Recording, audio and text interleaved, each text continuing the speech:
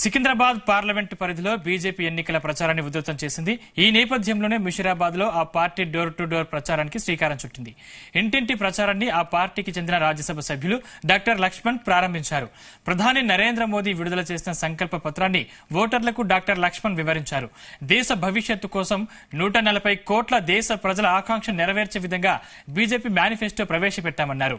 కేవలం ఓట్ల కోసం మేనిఫెస్టో ప్రకటించలేదని, మోదీ గ్యారంటీల పేరుతో ప్రజలను మభ్యపెట్టకుండా వారి అభివృద్ధికి కృషి చేస్తామన్నారు.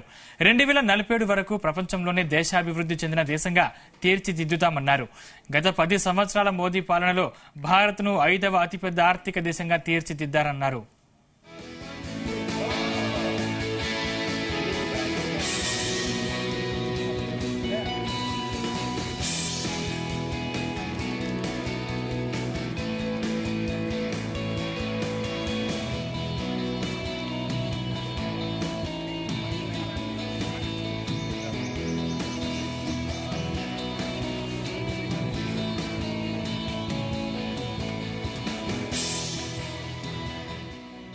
తెలంగాణలో అత్యధిక మెజారిటీతో బీజేపీ స్థానాలు గెలిచే అవకాశం ఉందన్నారు.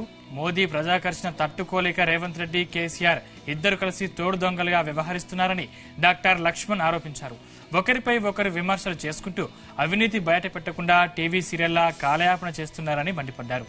ప్రజలు ఈ 2 పార్టీల వైనాన్ని గమనించి వచ్చే నెల 13న ఆ 2 పార్టీలకు బుద్ధి చెప్పాలని ఓటర్లకు డాక్టర్ లక్ష్మణ్ పిలుపునిచ్చారు. దేశ భవిష్యత్తు కోసం నరేంద్ర మోదీ ప్రధాని చేసేందుకు సికింద్రాబాద్ పార్లమెంట్ ఎన్నికల్లో కిషన్ రెడ్డికి ఓటు వేసి గెలిపించాలని విజ్ఞప్తి చేశారు. రానున్న బీఆర్ఎస్ కి ఓటు వేస్తే అది మురిగిపోతుందన్నారు.